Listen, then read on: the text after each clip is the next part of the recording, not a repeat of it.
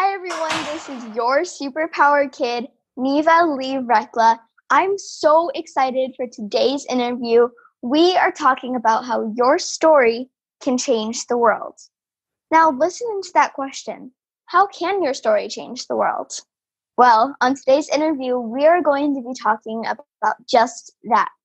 Our guest today is Ayn Cates Sullivan, and she is awesome. She is a bestseller, a writer.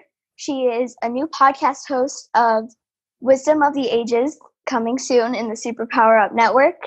And she also wrote a book that I got to read called Ella's Magic. And it talks about how a young girl has superpowers and her family basically tries to hide it from her. And they try to help her hide it. But then she learns how to accept herself and how to appreciate others around her. It's an amazing book. So without further ado, will you help me welcome our guest, Ayn? Hi. Hi, this is Magic. Thank you. Thank you so much for coming on. I'm so glad you read Ella's Magic. I'm so glad you read it and you got it. You got the message. That's so awesome. It was really awesome because it reminded me of every superpower movie we watch, and it kind of reminded me almost of real life, like how sometimes people try to cover up themselves or they try to hide their other friends who they really are, and they try to cover up their entire selves. But then it's a beautiful gift when people get to learn how to just uncover it and be who they are and not really care about what others think. So I think that's awesome. So Yay. I can already tell you have a lot of superpowers, but can you name a few? Well, I like to say that my favorite superpower is air, because I don't have it with me, but I have a white swan feather. And when I'm writing, I take out my white swan feather and I close my eyes and I imagine that I'm flying through the universe and I'm collecting stories and gemstones and precious gifts for all the people in the world that need it. Oh, that's really cool. I like that idea. For me, I don't write a whole lot, but I write creative stories. And so I like writing fictional stories and all that. I do a course that Michael E. Gerber has, and as well as his wife, and it's basically like an entrepreneur course.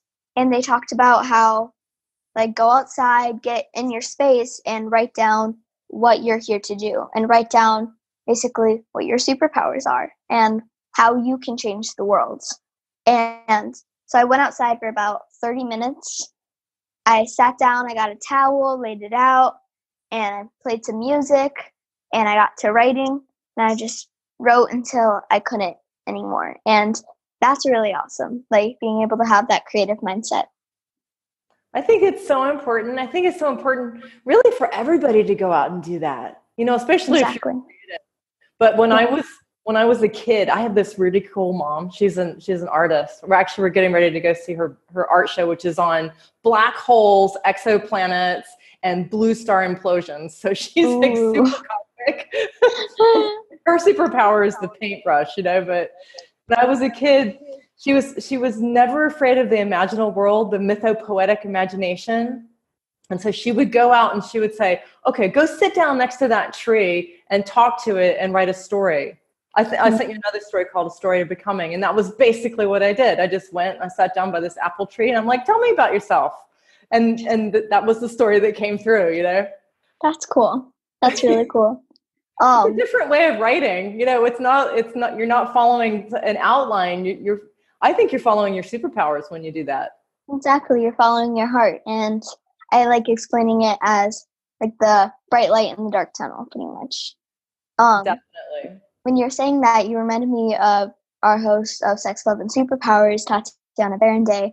We once went to this tree area, and there was a tree that was really good for making tea. And before we went and took a bunch from it, Tati said, well, why don't we ask it if it's okay if we take from it? Because we don't know if it's young and we don't know if it still needs that. And so we asked and we heard no. And so most people wouldn't think to do all that. But I think it's kind of cool that you just sat down and just kind of let your creative juices flow. That's awesome. So I have another book called, I don't think I sent it to you, but it's called Kachina's Rose. And then there's a longer version called Sparkle and the Gift. But in it, in Kachina's Rose, that's a story about a fairy. And she decides, because she knows the world's in trouble, so her superpower is making blossoms. So she decides to make the most beautiful rose that anyone's ever seen. And so she makes it up. And then the gardener comes over and he sees this rose and he just picks it. And so we have, in the story, we have the pages looking as though they've been torn. And the question is, if you see a beautiful flower, would you just pick it without asking the bush? That's cool. I like that. And for me especially, it's like, almost I kind of think of like, how does it feel when someone takes your things without asking? Exactly. You know? Like for me, if people take my fun toys or something and they go in my room and just start playing with all my things, I don't like that very much. And I'll tell them so. And it goes to the same with other people for sure. Like if you want to be treated that way, treat others the same. But also it goes with the world around us, because like if we want this world to become something beautiful, we have to start treating it like it. So I like that question. If you see a beautiful flower, do you just go and pick it, or do you check in with the bush? Like, see, is this okay with you? You know? Exactly. I mean, we have to realize, in order to do that, we have to realize that nature is alive, and that everything within this world, every hair on our head, every blade of grass has meaning and purpose.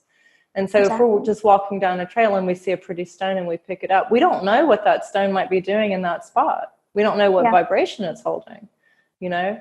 So I think when we become more sensitive and we start asking, then I think the world actually starts opening up for us more, and it reveals more of its magic. Exactly. And I think that, I'll share this before we go into the breakout, I think that it's cool when you can check in with everyone and realizing that, again, like they may not have a heart and they may not have lungs, but it's still there and it still lives and it's still a part of your world. And like you said, you don't know what it's doing for that area. And maybe you do, and that's even more of a reason to ask it. And so I think it's cool being able to be that in tuned as well, because sometimes people will be like, all right, I asked. And then they'll be like, they said, yes, I can take all the crystals and I can take everything. But then they're not really tapping into it. They're just listening to their ego. And so it takes like the ability to listen, and also like the courage and strength to ask something and be okay with a no or a not now type thing, and not letting our egos take hold. So I agree. Yep. Yeah. Wise. I want to talk about this a little bit more, but we need to go into a quick break. Can you tell our listeners where they can go to find out more about you? Yes, you can visit my website, which is AynCatesSullivan.com, and it's AYNCATES Sullivan.com. And all my books, I have 13 books up there, and go and explore and have some fun. Awesome. And again, definitely go check her out, because she is so awesome and she definitely has superpowers.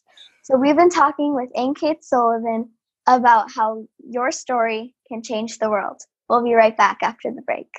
Are you here to change the world? Do you talk about things like vibration, frequency, awakening, and consciousness? Are you pretty sure you have superpowers? The Superpower Net is unlike normal coaching programs and conscious communities. We provide training, intuitive guidance, peer-to-peer learning, intensive one-on-one coaching, and a high vibrational network of people just like you. When you join the net, you get 24/7 access to a collaborative group of people who support you as you master your personal power and unlock your superpowers. If you're ready to use your superpowers to change the world, then join the Superpower Net today. Visit superpowerexperts.com/the-net to learn more.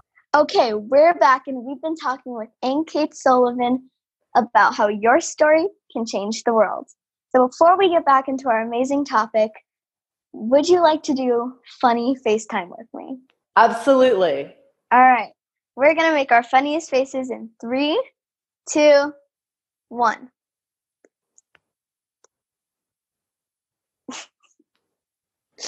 Those are good funny faces. Those are good. I like the fawn movements. I like to have antlers. I always like the stories of the antlered goddesses, because I always have felt that if they had antlers, they could hear the songs of the stars. They could hear the universe, and that's actually why they had antlers. So a lot of times when I'm out in nature, I'll do this. That's cool. So I have a question for you. Okay. Do you have like what I would call spirit animals, like, or spirit guides, or whatever your word is for them? Do you feel that with you? Absolutely. I have some, and they're such good friends, and I've had some for a very, very long time. Like I said, my mom would take me out into nature, so we were always doing vision quests and all sorts of things. So I have one who's really cute. He's a lamb, and he always, when he shows up, it's like, oh, we're supposed to have lightness and fun today, and he's like, and he jumps along. And then I have a dragon. So if we're doing something a little bit more intense, he's like, and she can breathe fire. She totally takes care of me. That's cool. So I have a few others too, but those two are primary ones. And then I have a bunch of deities too that come around and help, especially when I'm writing. When I was doing your mom show the other day, Anya Recla. That was a great show. It was a lot of fun, and I was feeling so much like a field of love when we were doing the show. And one of the deities that comes around a lot when I'm talking, well, there are two. There's a woman named Danu. She's a really ancient goddess, and she comes around, and I always know it's her. She's very much like Mother Mary. They have very similar energy, and I always smell roses. That's how I know she's there. And then I have another god named Taliesin, who's an old Welsh bard. And That's cool. Around. He's a little bit like Cosmos, the guy with the cape in Ella's Magic. He's a little bit like Cosmos, yeah. That's cool. Yeah. For me, I'll never forget this part. So it was about maybe 3-4 years ago, and we lived with a few people who made grits, and who's really good into like crystals and all that, and we were sitting in like basically this area right now, and we call it our vortex. It's our spirit energy. We pray, we chant, we channel, and all of the spiritual stuff in here. Yeah. And this is just like our beautiful little, I call it like our hideaway place, kind of. Yeah. And so we were sitting in our vortex. It was, I believe, just my mom and I, and I just got this like sense of like someone there. And I think I had a rough day that day, and so like I was kind of in a grumpy mood and all that. And then I just felt like, oh, there's this energy. And then we looked into it a bit more, and I realized that it was Ganesha. And I just felt like this giant energy, and I sat there and I started crying because I was like, oh, I feel this. I know that like it's here for a reason. And so I have a singing bowl, and I can always tell that Ganesha's with me because I'll hear like a singing bowl playing in the distance, which is really cool. I also have like a bunch of dragons. I have 2 really cute ones that are named Bubblegum, and she's a tiny baby dragon.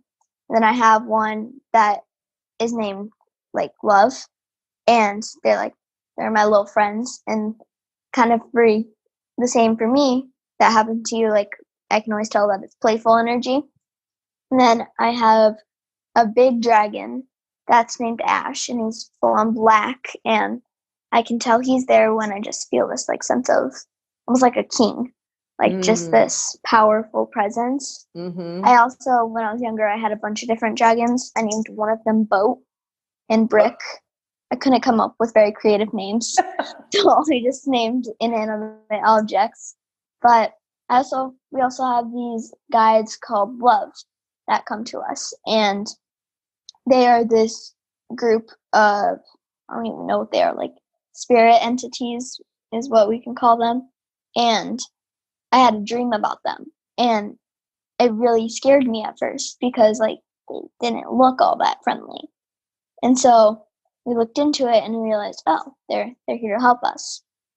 I also had, when I was younger, I used to play in my dollhouse with a spirit. I don't remember who, but I used to play with him. And then I saw this group of 4 people in my room, like scientists in my room one day. And I had known them when I was younger. And then they came back one day. I just saw these 4 floating entities in my room, like these bright, white, glowing like scientists in my room. And I sit up and I hear this like chatter. And I sit up and then all eyes go to me and they're all staring at me. And at the moment, I just hide under my covers. I don't know what else to do. And so in the morning, I talk to my parents about it and they go, oh, the white people. You used to play with them when you were younger. So I have a bunch of like different groups that come to me. And it always starts off, they scare me because when I was younger, I was still at the phase of, oh, ghosts, they're scary. They scare me. Like they aren't here to like protect, you know? And so now when I see energy and beings and stuff, I realize, oh, it's okay. Like they're here for a reason. So yeah, we've got to learn how to work with our sixth sense. And the thing is, you're lucky with your parents that you have, because they're not saying, oh, you're crazy. They're saying, oh no, there really are these multidimensional realities, and you can learn how to work with all of them. Because I also, when I was young, I had the same thing. I used to wake up at night, and there were these 4 people that would stand at the foot of my bed and stare at me. It's to terrify me. I would run to my grandparents' room, and they were like, you're just making this up. I'm like, I'm not making it up. They stand right at the foot of the bed. So finally, we did some research, and we found out that the house had been burned down in the Civil War, and 4 people had died inside the house. And so I started working with this woman. She was this wonderful British woman. She was a healer. And she said, oh, well, Ayn's just a seer. So what we have to do is just let her talk to the people, because they've just come to her because she knows that she knows how to cross them to the other side. And then the light beings showed up. I call them my council of 9. And they're like 9 beings that show up, and they go, okay. And they take people when people need help. That's cool. I like Isn't that cool? Yeah. Yeah. That's a superpower, though, I think, to be able to help people in multi dimensions of reality. Yeah. I agree. Like pretty much everything's a superpower. It's just how you use it that turns it into one. So if you use something for the good, so if you use something for the good of humanity, that's a superpower. Yeah. I would call like other ones just like things you can do, or like powers. Right. But superpower is like, you can do it. Like you help others with it. Yeah. I remember there was a time that when it was a few years ago, and there was a situation of, I felt like this presence in me. Like inside I felt you or outside? Inside, like inside, and like surrounding me, like and I realized, and so at first I talked to my parents because I was like, all right, this is scaring me. I feel like a spirit entity inside of me, and I don't like it. And then they said, well, why don't you ask it what it's here to do? And I was like, oh, I should do that. So sure enough, I asked it, and I heard the sense of like it was a person at the time, so they had passed somehow. And then I was like, well, why would you come into my body? So I asked, why did you choose me? Because I don't like it. Like, I don't like feeling like now I'm handling 2 other spirits, and And so after a while, like it almost felt like my arm would start moving, or like I would just feel like a tingle down my arm, or I'd feel something in my presence. I don't know how to explain it. I just did. And then after a while, at first I let it happen. At first I was like, okay, well, I guess you can see what it's like being a kid. Then I was like, but on one condition, ask me first. And then after a while, it just got to a point of, I can't do this anymore. It was like mentally like breaking me down. And so I said, because like that's a huge burden to put on somebody, especially if it was like originally a human and stuff, and I'm still working all that stuff out.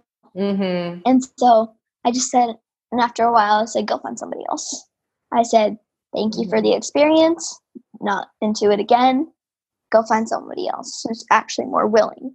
And then they left. And they left. Yeah. I think it's But important to remember, especially when you're as sensitive as you are, and I am too, is that we have free will. And so there are entities, people die and no one crosses them over. No one prays for them, to cross to the other side. And so they jump on to light beings, people that have superpowers, right? They jump on because they're looking for a ride.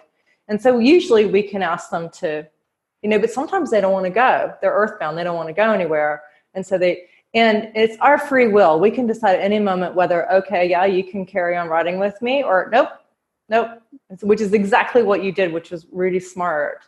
So I've had a few instances like that. It was a really scary one. You want to hear a scary one? Oh, yeah. Okay. So my parents have a house that's quite haunted, or it was quite haunted when especially the cabin. And when anyone would sleep in there, something would come and grab them by the throat. And but I would go in and nothing would happen. I would say, yeah, I can see, because I see spirits. So I was like, well, I see that there's a guy here who used to be a slave, and he's here, but he doesn't seem to really want to talk to me. And then, so this kept happening. And finally I was like, this is really just not okay. So I asked him to come into me and tell me why he was so upset. And he showed me that he had been hung. He had this noose around his neck. And he asked me please to take it off. And so I took the noose off of him, and he just absolutely filled with love, and then crossed with the angels into the light. And no one's ever had a problem with him since then. And I was like, the reason he kept grabbing people was everyone would get scared, but he was trying to let them know that he had this thing that he couldn't get rid of around his neck. That's the way he was trying to communicate. That's cool. I think everybody was like, whoof, It would be. Yeah. And sometimes, like, I wouldn't say that there's bad spirits. I would say that they're just, like, misunderstood. Because in that situation, he wasn't doing it to, like, try to kill somebody. He was doing it because he had an issue. And so, like, also it's like, you don't know what happened if they were actually in a physical human working body. You don't know what they went through. And you don't know what got them to this point. And so, like, kind of realizing that, like, sometimes they're just misunderstood. But also, if it affects you more than it should, tell them to go. Just say, nope, I'm not. No, just leave.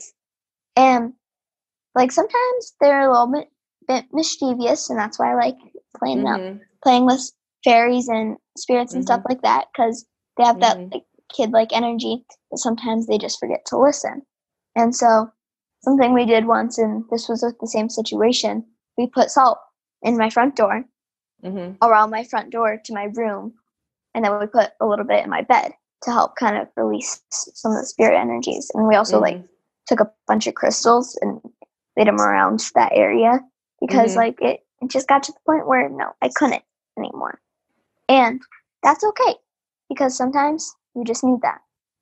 You know? But that's actually, it's a good thing for people that are listening to know that. Like if because a lot of my son, for instance, when he was young, he also sees spirits, and he's similar to you in some way. So he would have lights that would come and work on him when he was ill, and he would get scared at night. And so we would always ask that he had 4 angels standing in the corners of his room, and then we would put bowls of salt. You can also do witch hazel, salt or witch hazel, either one. And it creates this like citadel, like it creates this dome or a vortex of light, and then he could sleep. But if I forgot to do it, you would hear him in the middle of the night, like running down the hall. I was like, oh, I forgot to do the salt, I remember it was quite a few years back. Like, I was really young, and I was at my grandparents', and I had burnt my foot, like significantly burnt my foot, and it got to the point where I couldn't walk on it. Like, my parents had to fall and like wash it, wrap it, and whatever bandage it's called. And at the time, especially, like, I was really little, and so I didn't really know how to balance. Yeah. And so I was hobbling around, and then we asked, please just like come and help us, no matter who it is, just come so she's better. And I think this is part of the reason I'm such a quick healer. and my parents said that they saw like Mary in the room. Nice. And they saw like a bunch of spirits. And then in the morning, I could totally walk on it. It didn't hurt or anything. And now, like, the only times I've been significantly sick or injured, really, my life is like 2 times over the past 10 years. And so Excellent. that's kind of cool. That is. Do you want to hear one? Can I tell? Do we have time for me to tell one healing story? Oh, yeah. A quick one. Okay. So I was with my son William, and he was about, I don't know, maybe 11, 10, maybe 10, and he came in when he would get scared. Like even sometimes, even if we put the 4 angels and the dome around, he would say, "I want to sleep with you because nobody bothers you." So he would come and sleep at the end of the bed.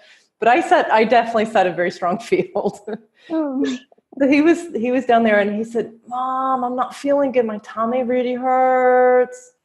And I was like, "What's going on?" He goes, "I don't know." So I got up and I went and I was sitting by his head, just rubbing his head, because at the time he had this tendency to get migraine. So I was just kind of touching his head. And these lights, it was dark in the room, but the lights went on. And he goes, "Why did you turn on the light?" And I looked, and it wasn't a light bulb. It was actually a very bright orb, and it was bright enough to shine light into the room. Mm-hmm. And I looked at it, I was like, "No, William, it's not, I didn't turn the lights on, look." And he turned around and looked at it, and he went, "Oh, it's beautiful." And it went into his head, and it went all the way down through his body, and then it just disappeared. That's and I cool. said, "Isn't that cool?" And I said, "So how are you?" And he goes, "I'm fine. I'm totally fine." He just went to sleep. I remember one time, my parents and I were in a hotel room, I think, and we were all sleeping on the bed. And I was like a toddler at the time. And I had this Tinkerbell nightlight. And so it was like a picture of Tinkerbell, and then she was like entrapped in this nightlight kind of type thing. And we're all still awake and like about ready to fall asleep. And then and the nightlight's plugged in and on. And then I just see this like exact Tinkerbell shape of a shadow.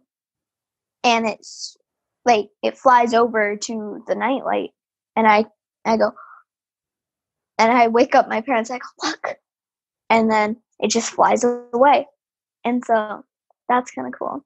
That's very cool. Yeah. So you've had encounters with fairies then. Have you met fairies? Not really up close and personal.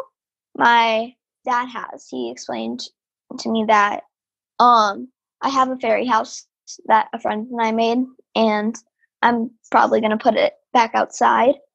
We also have this black dragon statue, and its head turns sometimes. Oh, cool. And so like it's like this, and then sometimes it goes like this, and sometimes its tail moves and all that. So yes, I've definitely encountered them, but I wouldn't say I've been able to like full on. Can I share my first encounter with a fairy? Yes, please do.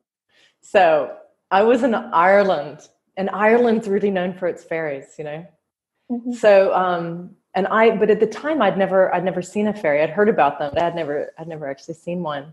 But I was there, and I was collecting folklore, and I was in Galway, and it's like Galway's like right against the Atlantic Ocean. It's like the west of Ireland, and like the wind blows quite strong, and the trees you can hear them kind of, you know, you hear this kind of thing. And so I'm sitting by this lake, and it's actually a turlaw. It's like a seasonal lake. Mm-hmm. And it's where W.B. Yeats used to write his very famous poetry. And I'm sitting there going, I completely understand why you would write poetry by this lake, because it's magic. It is pure magic. It's like some sort of magic vortex. I'm sitting really quietly. Nobody's there. And then this bubble, it's about the color of your cape. And it comes along like this, and it's giggling. And I look, and inside this blue bubble is a fairy who looks a little bit like Tinkerbell. And then another one comes up, and like they're 2, and they're both looking at me, and I'm looking at them, and I'm going, have I lost it? Is this actually really happening? Am I actually seeing fairies? And they giggled, and then they just went like right on down the lake. I went, I just met 2 fairies. Okay.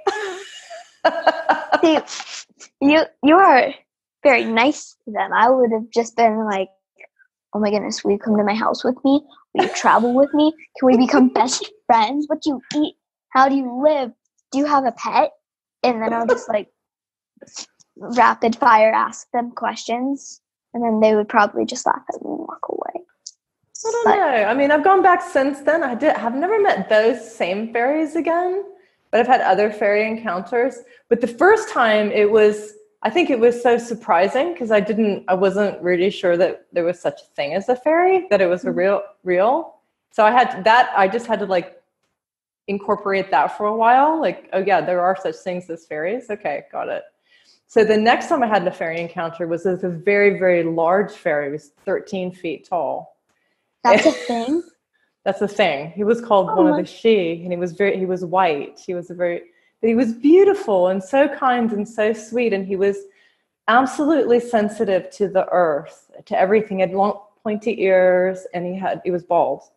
And, but he was so sensitive, and he understood the soil and how the soil worked. And he knew the gnomes and how the gnomes care for the seeds. And he knew the sylphs, which are the undines, the water fairies, like the ones I first met were water fairies, undines. And then he introduced me to the sylphs, which are the air fairies. And then they're called salamanders, but they're fire fairies. So he was showing me how they all work. So he started to explain things a little bit more. I asked him if he would share his name, and he said no. They never like to share their name because then they're afraid you'll have a power over them if you have their name.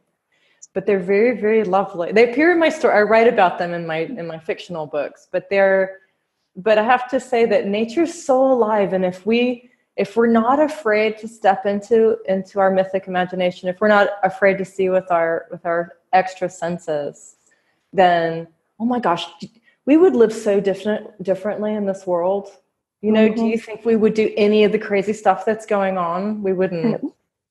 We would just change the world like this. We'd live in a completely different place. So I really appreciate everything that you're doing and sharing, because maybe it will help some other people, who really have their sixth sense or seventh sense on, to go to, instead of like Ella trying to hide it under her hat or under her, her headband. Instead of hiding it, maybe they'll be willing to put their cape on and step out and be truthful about who they are. So thank you so much for being you. Thank you. I have 2 more questions before we wrap up. Okay. My first question is about the fairy. So did he actually talk, or was it like telepathy, or how did that work?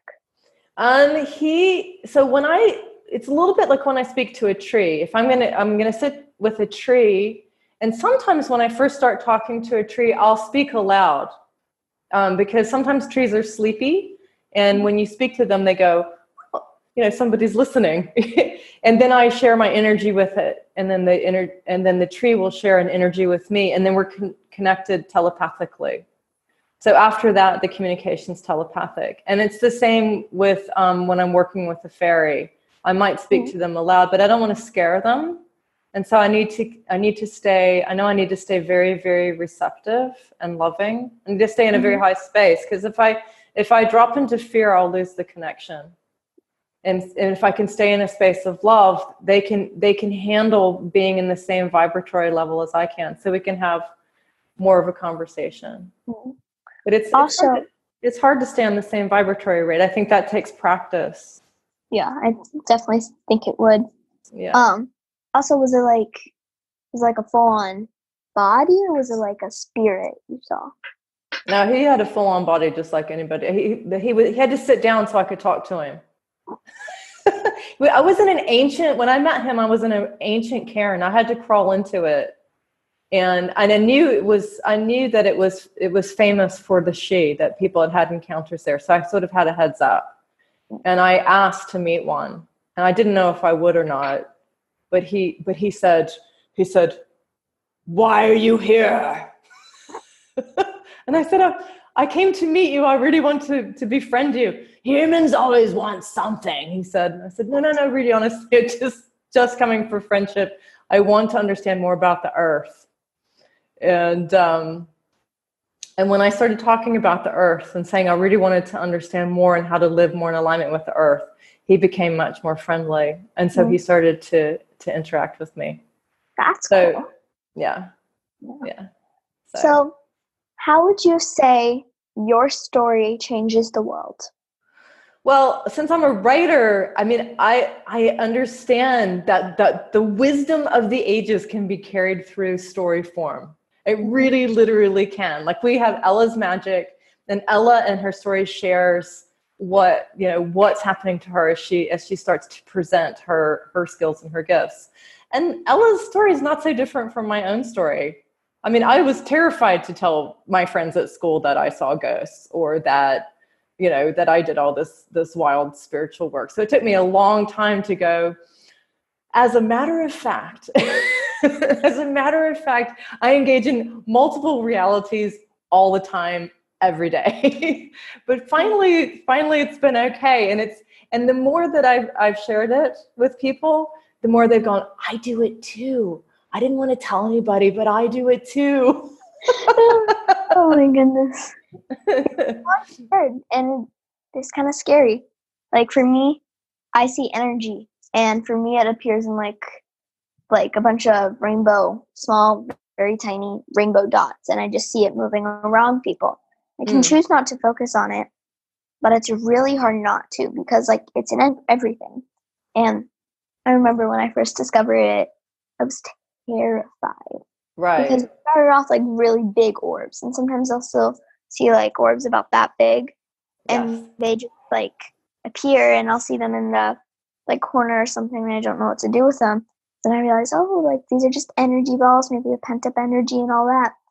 But when I first discovered that I could see it, I was so terrified, and I ran into my parents' room. I brought our dog, like I put her in the cage, and I ran to the room. And I go, I don't know what I'm seeing, but it's scary. And like, it's rainbow dots. I don't know how to describe it, but it is scary, and I don't know if it's a problem. Yeah. And so after a while, like, there was quite a few times where my dad or my mom would have to come sit out in our vortex with me and go, it's okay. It's just energy. You are fine. Yeah. And then I would just go back. So now that's where I go to if I like hear a noise outside or something. I'll go to, it's energy. And I'll do a little prayer, say, watch over us. And I'll just like place my little angels and all my crystals and stuff in our areas of our house, and we're good. Do you know, do you see auras around people too? A little bit. I don't really see that. I see just, again, energy. And I can, I would say I can almost read people's minds. Like, it's pretty obvious, because also my parents were spies. And so, like, I've learned how to tell if somebody's lying to me. Sure. But also I can tell that this person is off. Because, like, if a friend of mine is taking something out on me, and I know that they're usually a really nice person, maybe they're having a hard day. I can read people's energy more than I can read thoughts, though. That's interesting. Do you know the term for people like us? Do you know what it's called? Synesthesia. Synesthesia. It's actually a term. They had to add it. I think they added it to the DSM-4. It's called, we're synesthetes. So they're the people. It's actually a term. It's a real thing. It's finally been recognized, because when I was your age, nobody had recognized it. But I see auras around people, and the thing, and you can read it. It's and the thing that people don't like about it is that when you see someone's aura, you can tell the story of their unfolding soul, and there's actually no secrets, because it's all right there. But yeah, it's called synesthesia, and it's a gift. It's a superpower. That's interesting that they came up with a name for it. I just like call it people's gifts. They're like like sometimes if I see kids with it, like I'll say crystal children or something like that. Yeah. But that word sounds almost like they're trying to name it into like a disease. No. They actually think it was to take it out of the synesthesia was to normalize it, so that to make it into something that people actually can understand. They can recognize it. So it's like, I guess people say dyslexia. Is that well, no, it's not really a disease. It's just people that read a certain way. You know, if you're a synesthete, it's somebody, I think it's actually a gift. It's actually a gift is really what it is. If you know how to work with it, it's a gift. And so if you're a synesthete, it means that instead of having 5 senses, you're operating off of 6 or 7 senses. You're more into your multi-dimensional understanding. And what I do like about it is it's now recognized as a thing. There are synesthetes. For me, I kind of like it being a little bit different because I like being out of the ordinary. Like, guaranteed I'll be the person who will show up and be completely different from everybody else in the crowd. But for me, it's like, awesome, I have superpowers and I can talk about it. And it's a weird thing. And like for me, when people look at me weirdly and like if we'll be in public and I'll be goofing off and I'll be being a dork, or like I color my hair a lot, and that's not a very common thing for most kids. And so people kind of like do that glare and like try to figure out what like my purpose is. And then I whisper to my friends and to my parents, I go, yes, they looked at me weirdly. And I have a question for you, because I don't understand it. It's because actually there are no 2 people that are alike on the planet. Everyone's completely unique. My question for you is, why would kids want to be the same? Because that's a program. Because in my opinion, it's a program. Because I also believe that like God and the divine made you who you are. Like, I'm different from you, you're different from me. We may still have we may share similar insights on things, and we may have similar opinions, but at the end of the day, we're 2 completely different people. Absolutely. The thing is, when you're different, or you look different from somebody, or you act different from somebody, people think it's bad because we haven't been trained that different can be a good thing. And it's scary for a lot of people to have that change, you know? Right. So that's my opinion. But if anybody else has other opinions, I think that it is truly something that has been put into our minds. And if our parents were trained that way, good chances our grandparents are trained that way, and they're going to try to train us that way. But we don't have to. And also there's a way of doing it. There's like a fine line in between full-on rule breaking and not being very nice. And then there's like this phase of, I'm going to go off and do my own thing. Yeah, I'm still going to be respectful. Yes. You know, for me, at the end of the day, it comes back to, are you being respectful to the people on the earth and things around you? Yeah. So, yeah. We want to practice no harm, for sure. Exactly. And goodness when we can. Yeah. Exactly. Yeah. So thank you so much. It's just been lovely. Thank you. These conversations fuel me up. I'm gonna have a great day. Do you have any last insight based on spirits, or based on channeling, or life, or how people's stories can change their world? And maybe talk a little bit about how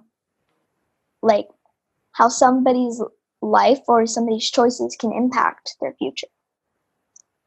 Well, I like the way we started when we were talking about going to sit by a tree and listen to its story. I really love to go to ancient places and sit inside the cairns by a stone or someplace. And I mean, it can really be anywhere. Usually it's in nature, any place in nature. But I think it's really lovely when we can go do that. And if we can stay out of fear, like I said, if you go into fear, you'll contract and you'll block yourself from the energy. So if you can take a few deep breaths, and then a tree is usually one of the easiest ones to open to. You know, the Druids love the oak. Apple trees are lovely. Orange trees are lovely. But all trees really, pine trees I love too. They have huge hearts, you know. Mm-hmm.